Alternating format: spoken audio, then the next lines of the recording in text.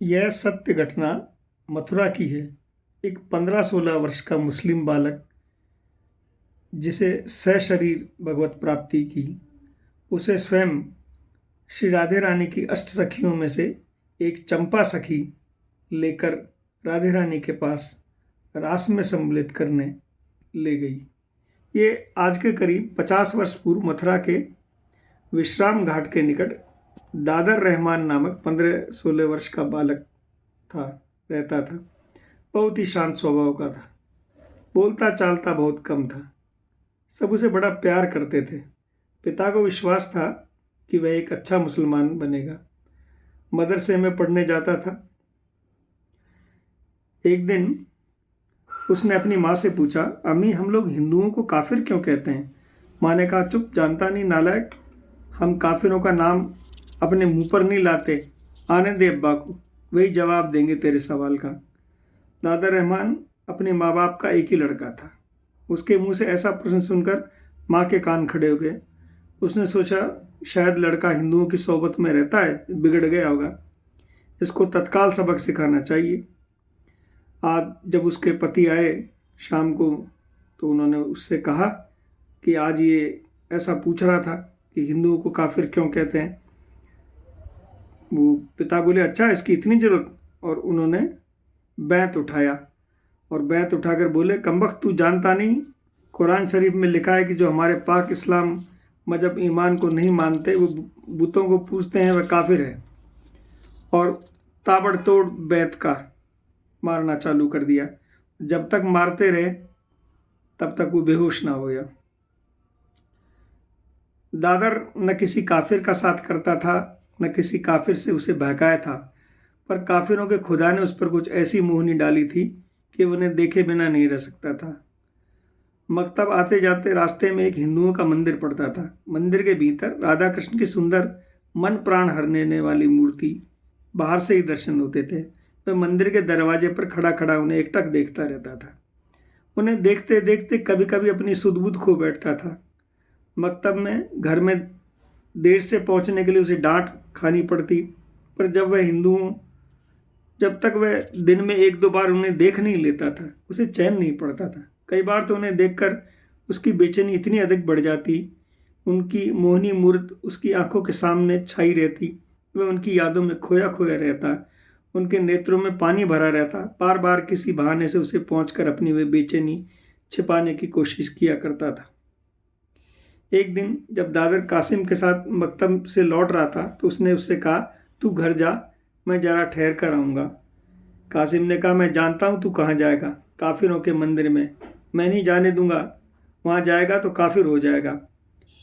भाई, तूने उस मंदिर के किशन जी और उनकी दुल्हन को देखा है? दादर ने अपने आंसुओं को छिपाते हुए और भरे हुए कंठ को सुधारते हुए विनम्रतापूर्वक कहा।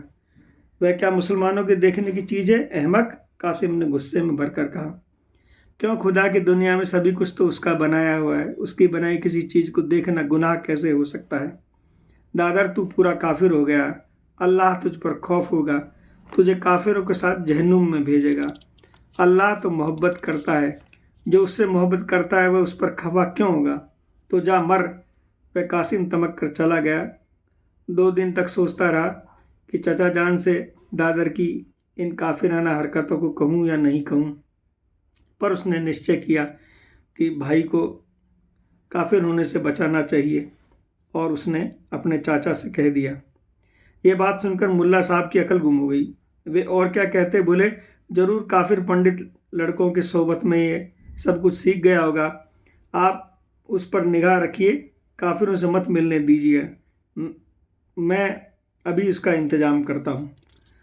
और जब वो घर आया तो वो आग बबूल हो गए और उसे इतना पीटा कि बच्चा पिटते पिटते बेहोश हो गया।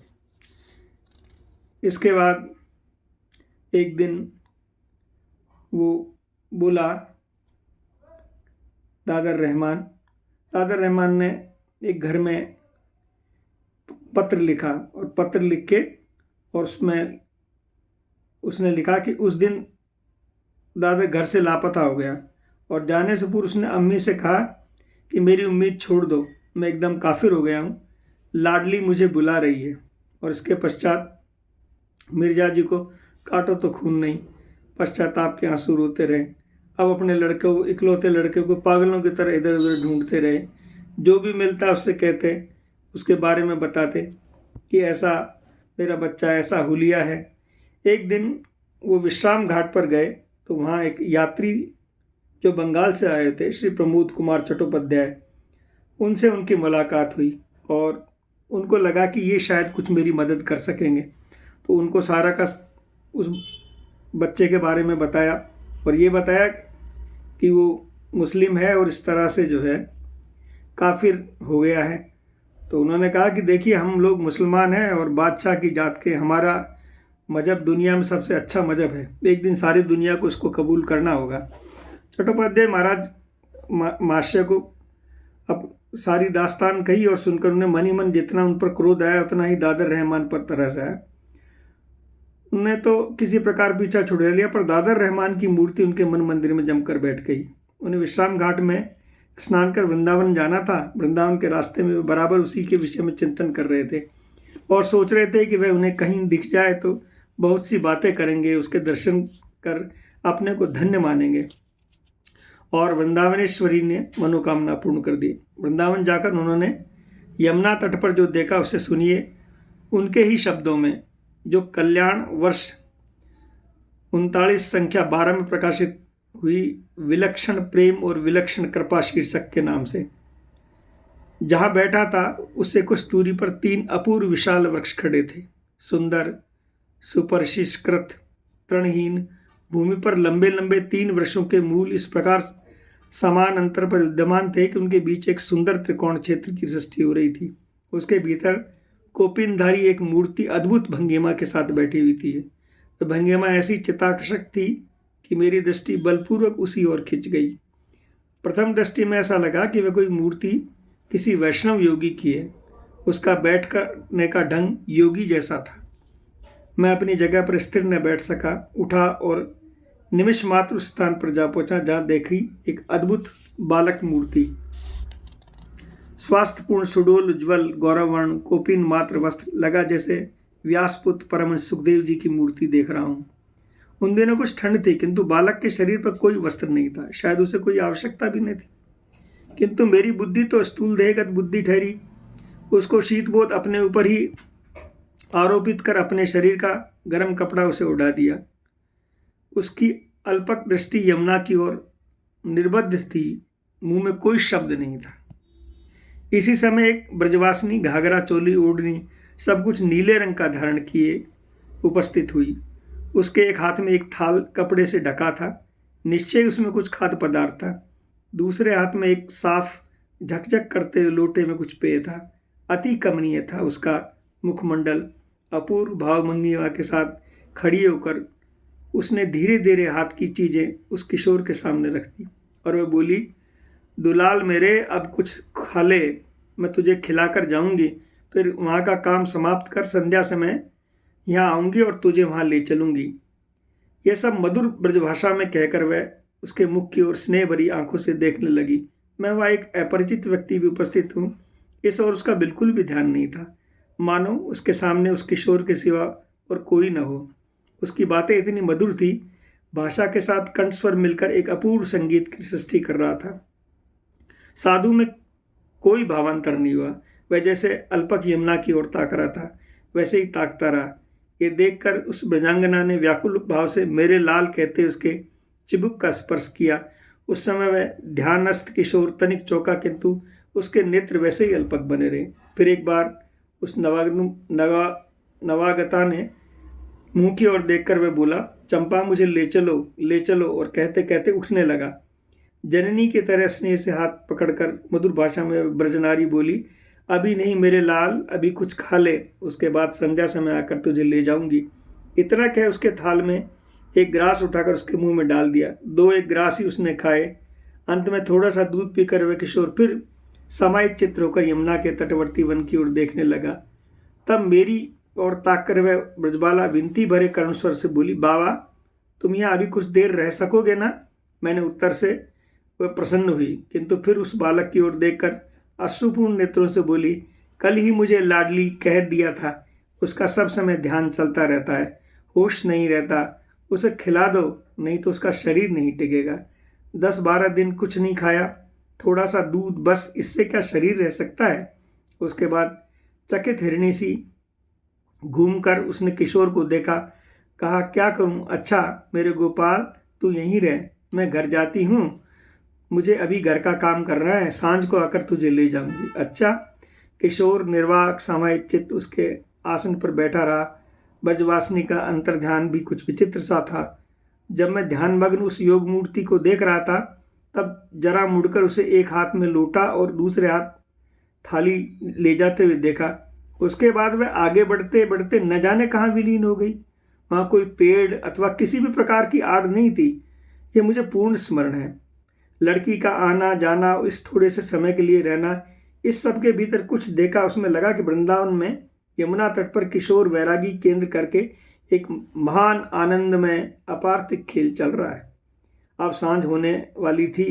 यमुना तीर पर खूब ठंडी हवा चल रही थी, परंतु योगी को देखने पर ऐसा लगता था मानो आकाश पाताल का कुछ भी कार्य उसे दृष्टिगोचर ही नहीं हो रहा था। मेरी बात करने की प्रबल इच्छा हो रही थी। मैं हरी हरी शब्द उस उच्चारण करके वहाँ पास आके खड़ा हुआ। मेरी मनोवांछा पूर्ण हुई। उसने मेरी ओर देखा। मैंने कहा बाबा जी तुम्हें क्या कष्ट है। वह धीरे धीरे बोला, कष्ट? कुछ कष्ट नहीं, मैं वृंदावन में हूँ, मथुरा में था तब माँ बाप सब कितना मारते थे, पर अब कितनी मेहरबानी है किशन जी की, सीरी राधा की। आह, बस इतना कहकर वह संज्ञाहीन सा हो गया। थोड़ी देर बाद बोला, तुम जानते हो राधा कुंड कहाँ है? और व्याकुल भाव से मेरी ओर ताकने लगा। मैं बोला, जानता हूँ। सुनते ही महान उत्साह के साथ उसने कहा, तो मुझे वहाँ ले चलो। फिर न जाने क्या उसके मन में आया, कुछ सोचने जैसा भाव बनाकर तुरंत बोला, ना ना, वहाँ तो तुम जा ही नहीं सकते। ब्रजरानी की दया के बिना वहाँ कोई नहीं जा सकता। मुझे चंपा सखी ही ले जाएगी। फिर थोड़ा रुककर धीरे धीरे अति मधुर स्वर में कहा, पर उसके आने में तो अभी देर है ना, राधा कुंड की कुछ बातें सुनाओगे? मैंने विनम्रतापूर्वक उनसे पूछा। सुनते ही उसके शरीर में एक अनिवर्चनीय सिरंज की तरंग खेल गई। उसके चेहरे पर एक दिव्य ज्योति फूट पड़ी और वह बोला, क्या कहूँ, वहाँ का आसमान मोहब्बत से भरा है, मोहब्बत की हवा चलती है। वह क्या कुछ कहने की बात है साधु जी। वहाँ सका सकी इस तरह मिलजुल कर घूमते फिरते हैं मानो आनंद से नाचते हों। उनकी बातें, गाना, हर एक सुर ऐसा है कानों में पड़ते ही बेहोश कर देता है। आहा, इसी समय चंपा आ गई। उसका रूप देखकर मैं स्तंभित हो गया। यह तो वह ब्रजनारी नहीं थी जिसने मुझे यहाँ रहने के लिए कहा था। वेशभूषा भी तो वह नहीं, वह तो एक अपूर्व ही वेश था। अब तक किसी की भी ऐसी पोशाक नहीं देखा था। सब कुछ अत्यंत पतला, इतना हल्का मानो उड़ रहा हो, स्थूल जरा भी न हो। उसकी अपूर्व गति एक मनोहर सौंदर्य की सृष्टि कर रही थी। बालक को स्पर्श करते ही वह उठ खड़ा हुआ। निर्वाक चंपा आगे आगे जा रही थी और उसके पीछे पीछे वैरागी किशोर, और धीरे धीरे मेरी आंखों के सम्मुख ही दोनों अंतर्ध्यान हो गए। एक विलक्षण आच्छन्न भाव से जड़ीभूत होकर मैं बहुत देर तक वहीं बैठा रहा।